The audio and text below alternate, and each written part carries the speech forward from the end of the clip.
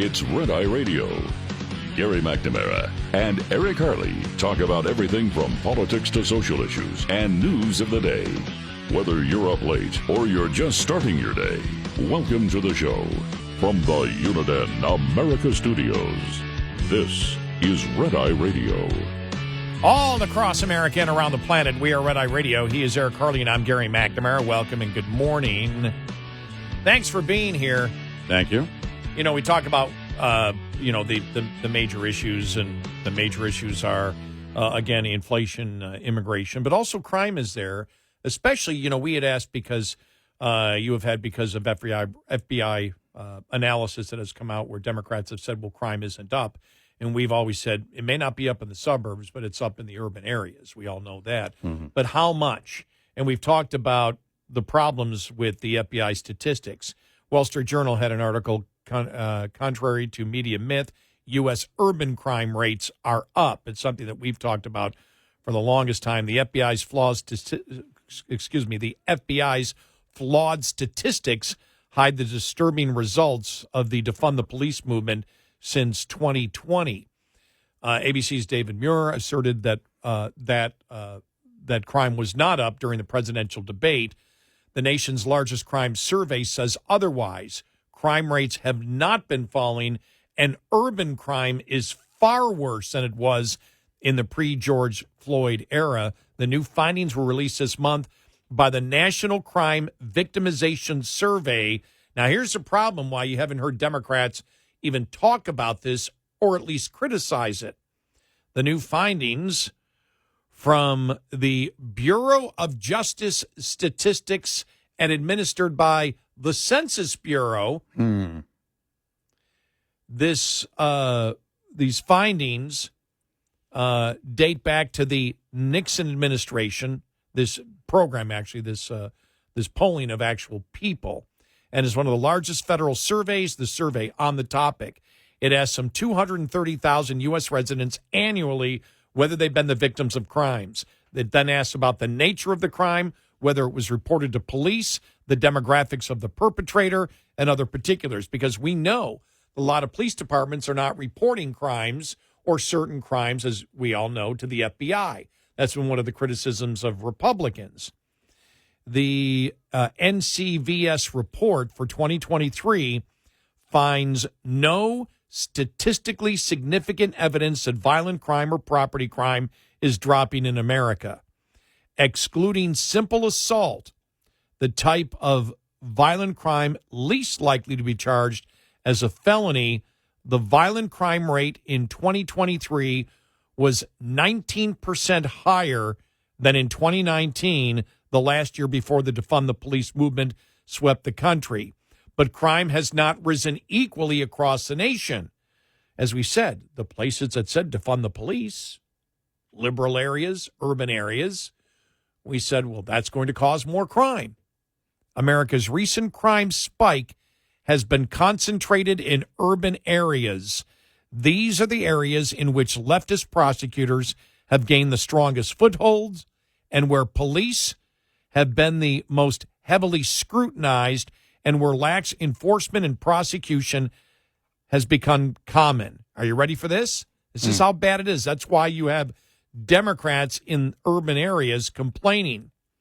The results are not pretty. According to the survey, the urban violent crime rate increased 40% from 2019 to 2023.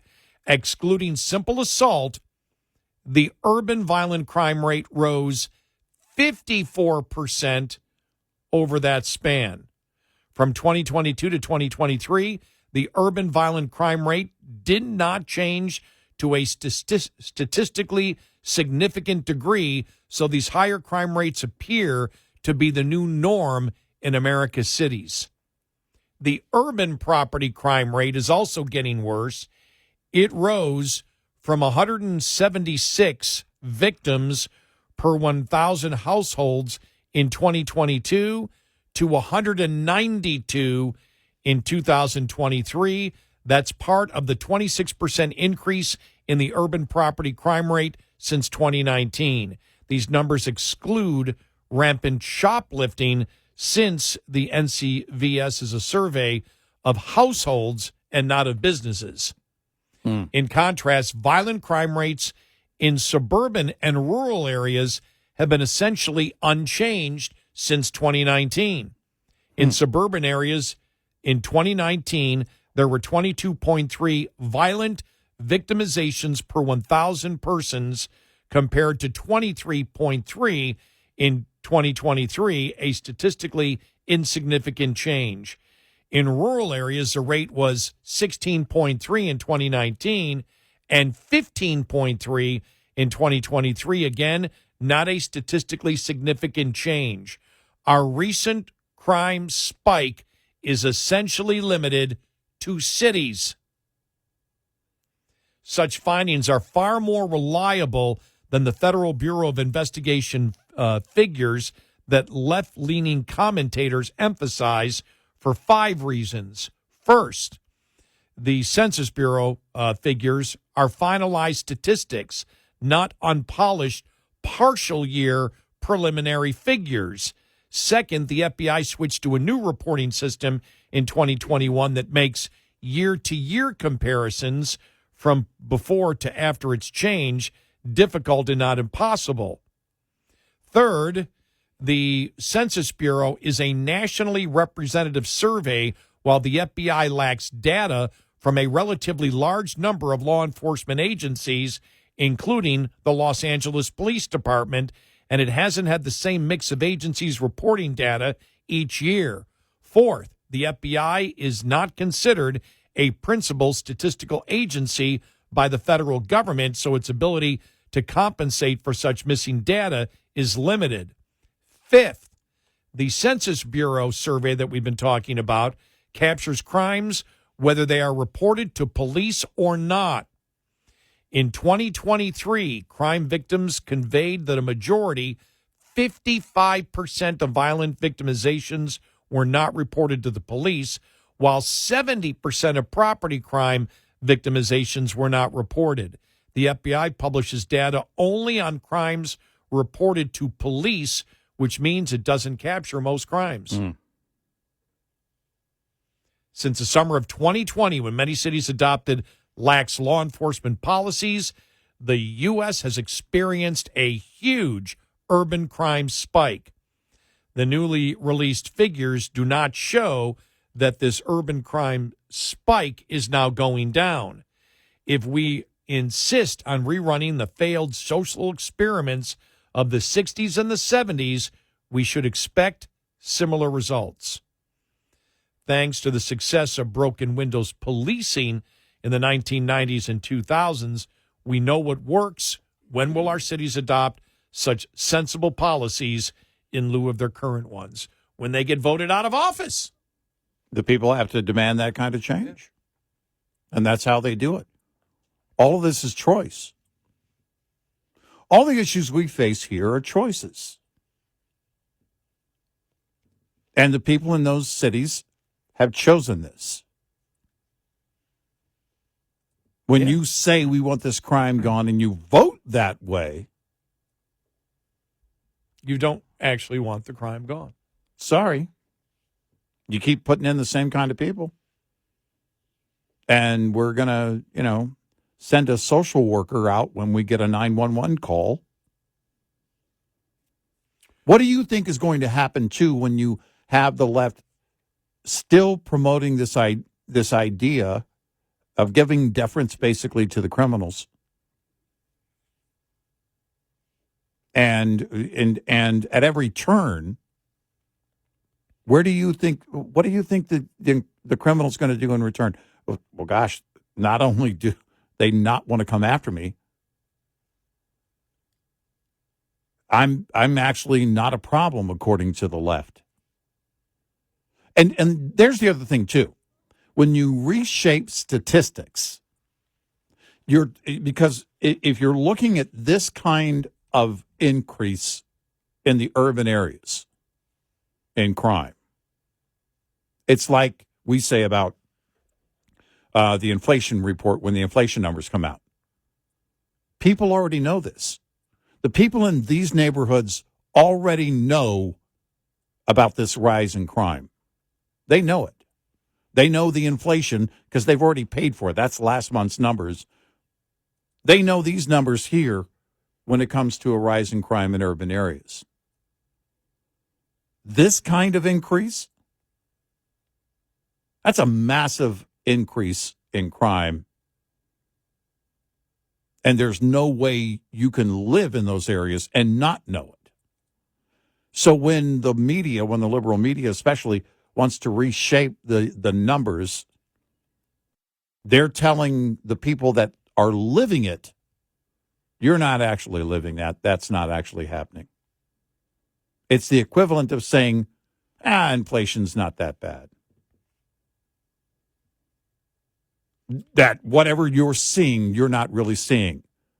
Joe Biden he's got no problem at all. He's more mentally acute than anybody I know. How dare you? This is where we are. They believe they can change the truth that's hitting people every single day. And when it comes to crime and inflation and a broken border, we see it. We don't need the Census Bureau or anything else, but putting this in perspective here in this way shows you how desperate they are. And remember, the information is coming directly from the Biden administration, too. Yep. That's why you haven't heard any talk.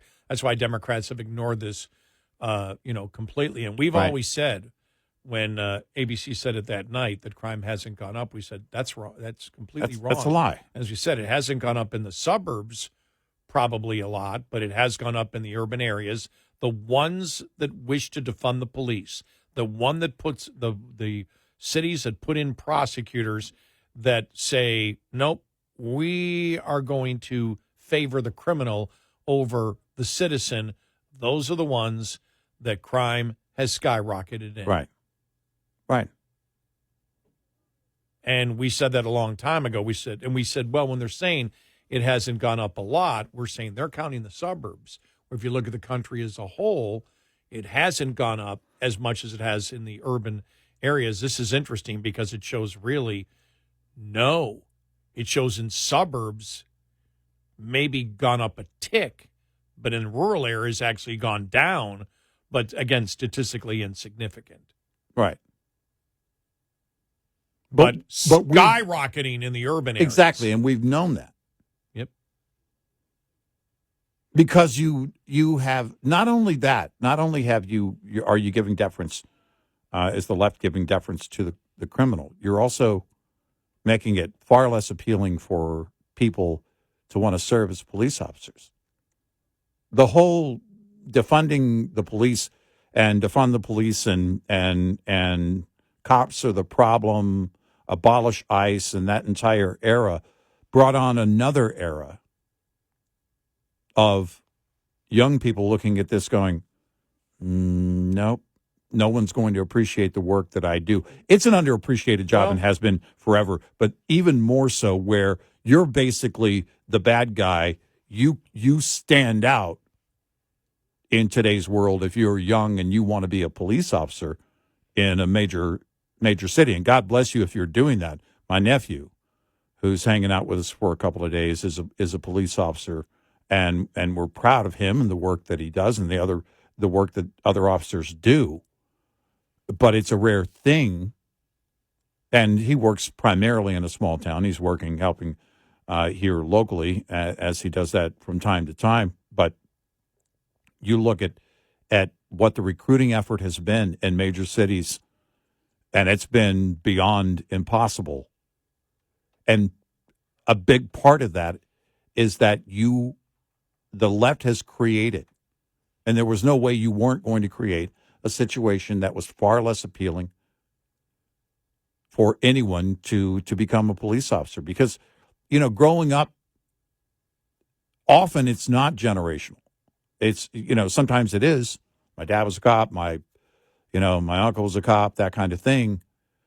But often, too, it's, you know what? I grew up in this neighborhood. I grew up in this town, and this is the best way I can think of feel like I'm doing something for the place where I live. I actually want to serve my community. And I don't know to what extent that exists. Again, God bless those who want to do that. But the recruiting effort right now is harsh. It's really well. When you saw bad. that the Fraternal Order of the Police have endorsed Trump, and the management, the leadership of these police departments have endorsed Harris, that shows you the problem exactly. right there. Right. Yep. You want to know the problem? The police got it right. Right. Just like the union members Just like I was about have to it say. right, Exactly. and the union leadership has it wrong. Yep. 866-90 Red Eye. This morning's USDA Farm Report is brought to you by Howe's Products.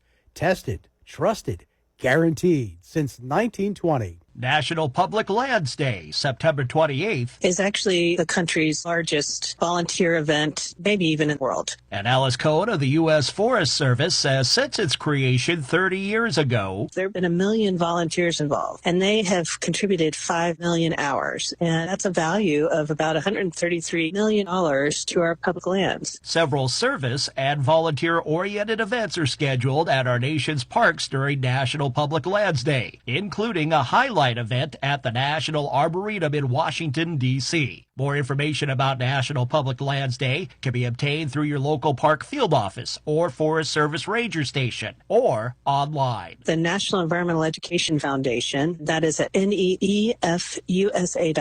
Or the U.S. Forest Service website, www.fs.usda.gov. I'm Rod Bain reporting for the U.S. Department of Agriculture in Washington, D.C. This report brought to you by Cenex Fuels and Lubes. Get in touch with Red Eye Radio, toll free at 866-90 Red Eye.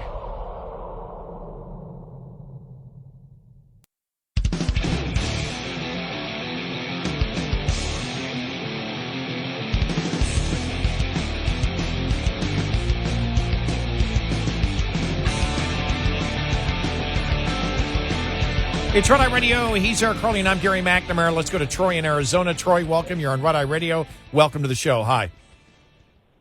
Hi, how you doing? Good. Been listening to you guys now. I just barely caught you about 2 months ago, and I agree with almost 95% of what you guys say. Here's where my question is. With Harris, I mean, political science would say this is the worst thing to do in a campaign. So everything she's doing is wrong, and everything you guys are saying is right about that. Why are the polls so even? By the way, I'm laughing in the background because I could sort of sense the questioning frustration, like how in the world, how in the world, and that's why I was laughing. I wasn't laughing. I was laughing at how you were saying it because we're basically in the same place. Yeah, I don't trust the polls. Look, I've never trusted polls per se. Gary and I, over the years, have talked about it. We look at the movement in polls, and there's been movement in the last 10 days that showed certainly things are more favorable for Trump in a number of states, especially battleground states. So I don't know, because the only poll really that matters is Election Day. I will say, I'll say this.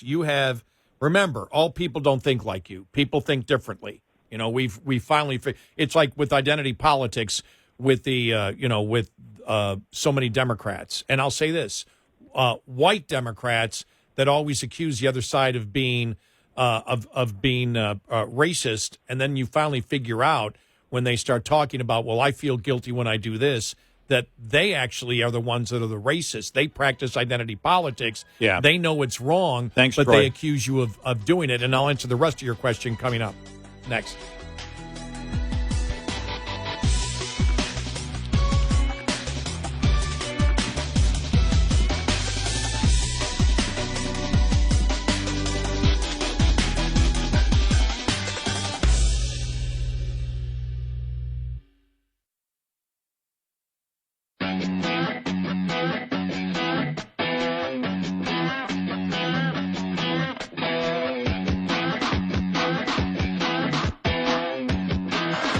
You're listening to Red Eye Radio. from the Uniden America Studios.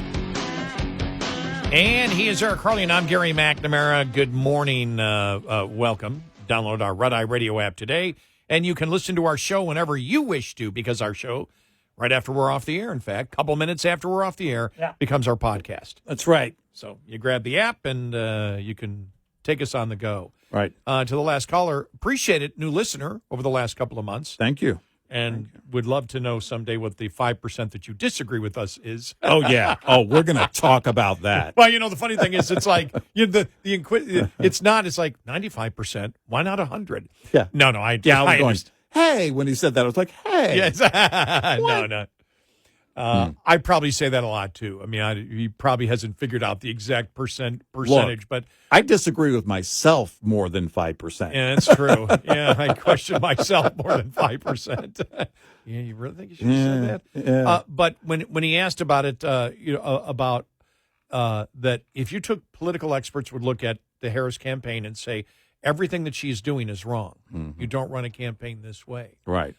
You look on the issues. On the major issues that matter, Trump is winning in landslide numbers. You saw the polling out there as they keep talking about Trump's a threat to democracy. It's almost 60% of people believe that being said is, helps enable the violence that exists out there. Mm-hmm. And the people are against that being said, yet they're out there saying it consistently. In fact, I was reading the New York Post, one of their articles, and they were saying that one of the reasons, there's a couple of reasons why Kamala Harris doesn't want to do the Al Smith dinner for Catholics. First off, she's afraid to be in any type of ad-lib area where she has to tell jokes because her jokes are cringeworthy, because she laughs at her jokes before anybody else does. And they know that's a weakness, which is why at the debate they don't laugh. You can't do that. Mm-hmm. You've got to stop laughing as much. Believe me, they've been coaching her on that. You can't laugh, but then she gets into those situations, and she just does it. And she did it a couple of times last week. I don't think she was really bad on Oprah. I think she was more in control. No, actually, because the thing that went viral out of it is when she was laughing about guns.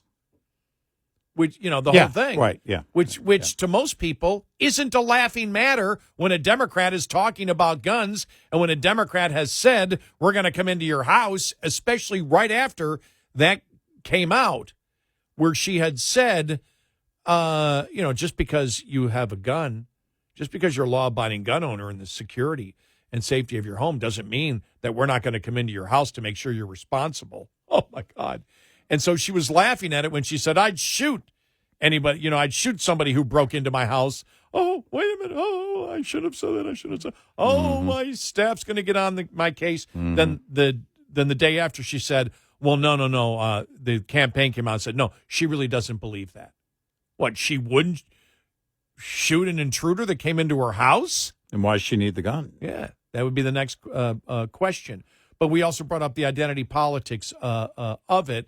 That they've always accused the right of being racist, and with identity politics and now the anti-Semitism that comes directly from the Democratic Party, which is growing in popularity, to be a racist in this day and age, you've got to be a quite,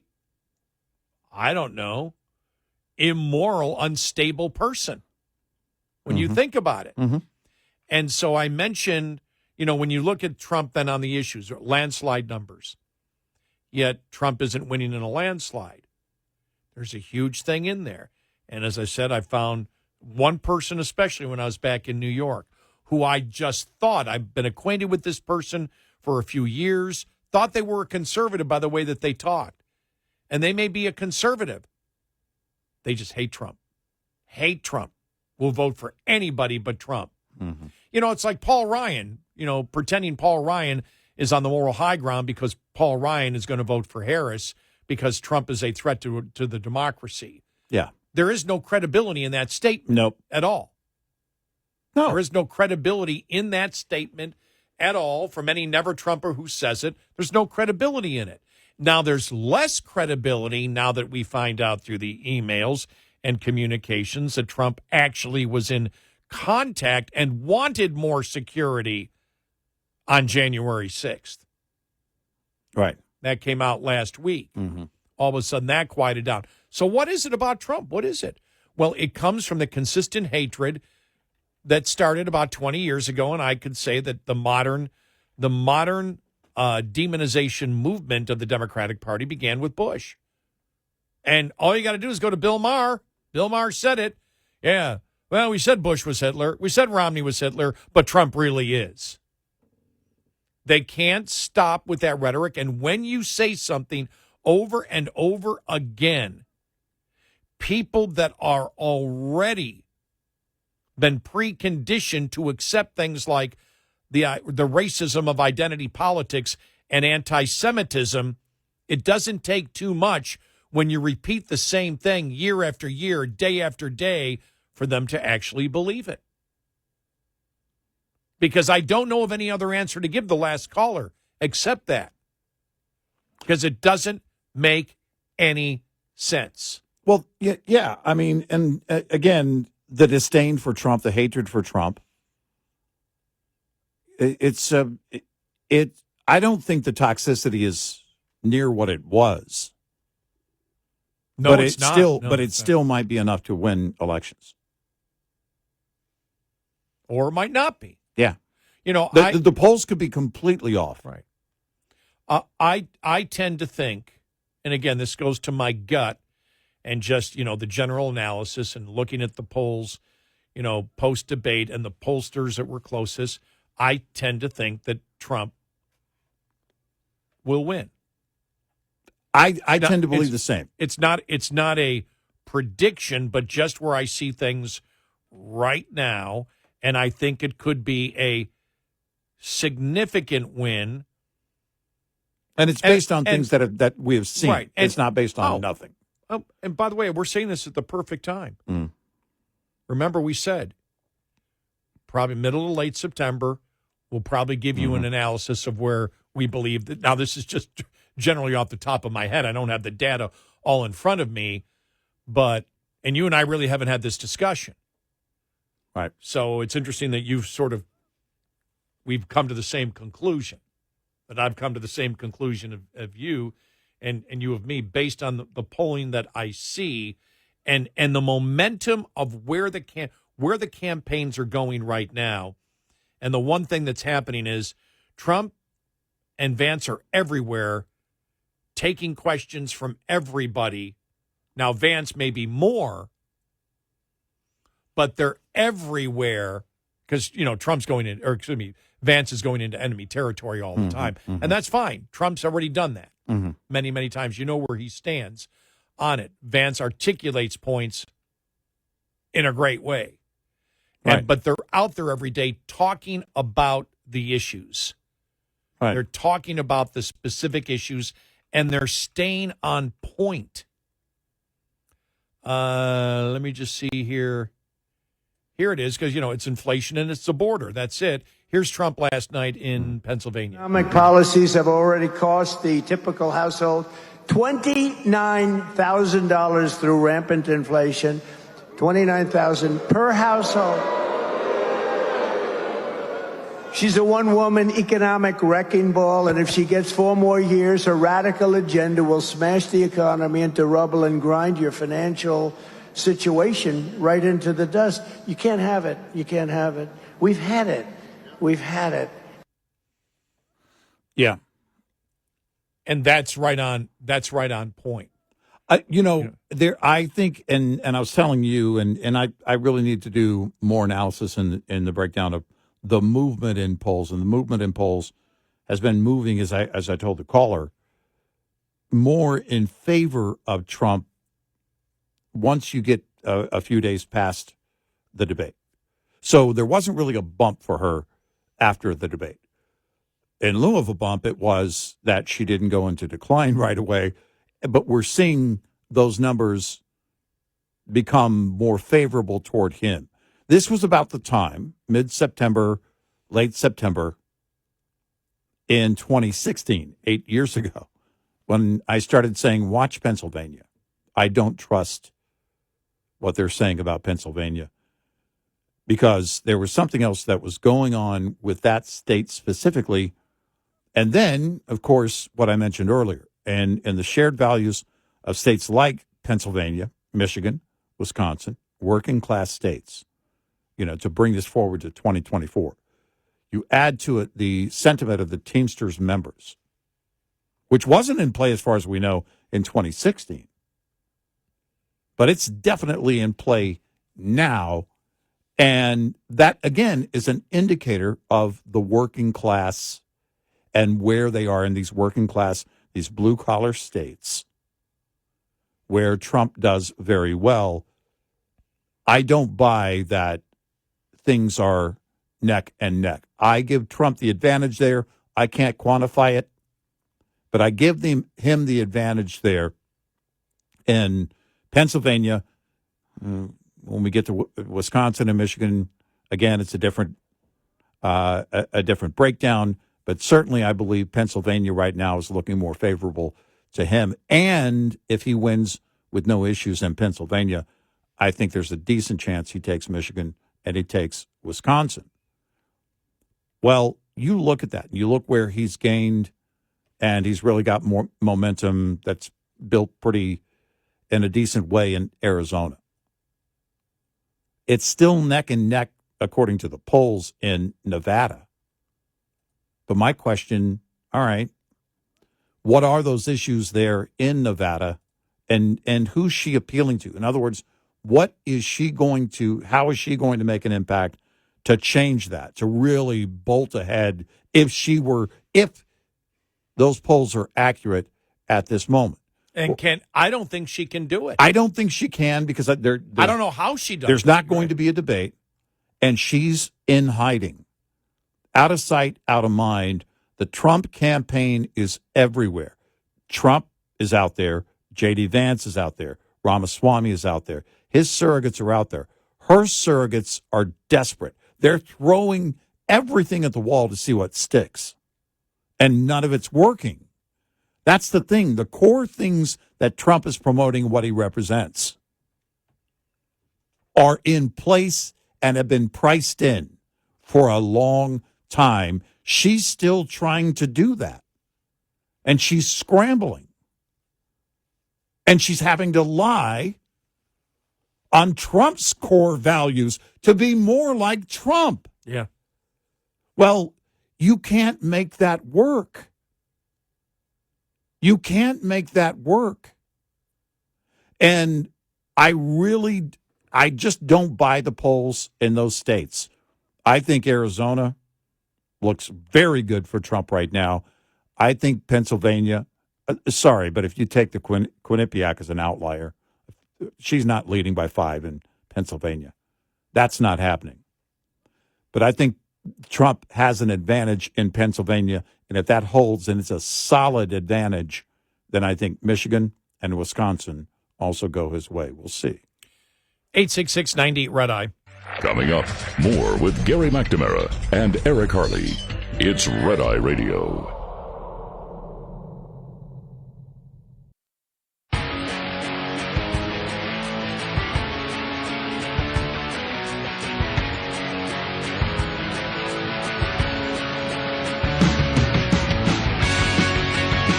It's Red Eye Radio. He's Eric Harley, and I'm Gary McNamara. Latest update on potential tropical cyclone 9, which is expected to become a hurricane at sometime on Wednesday afternoon.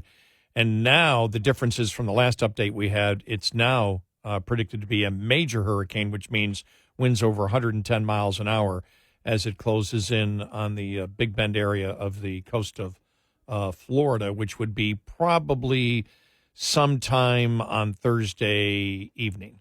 Yeah. Right now is what we're looking at. So right. Yeah. They've upgraded it to a major hurricane by the time it hits landfall. So that's the update there. It's still, thing is going to move very quickly. It's still probably 200 miles south of Cuba. Yeah, right. So it's not even a tropical storm yet. It's still just a potential tropical cyclone.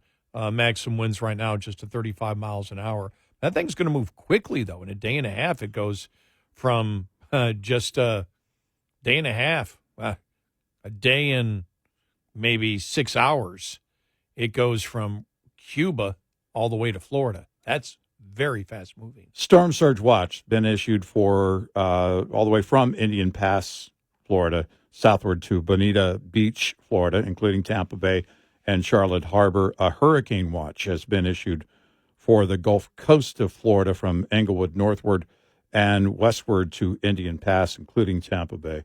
Tropical storm watch has been issued for the Gulf Coast of Florida from Indian Pass to the Walton Bay County line and from north of Bonita Beach to south of Englewood for our friends there in Florida. Pay attention as all of these, in fact, advisories will likely change to some degree.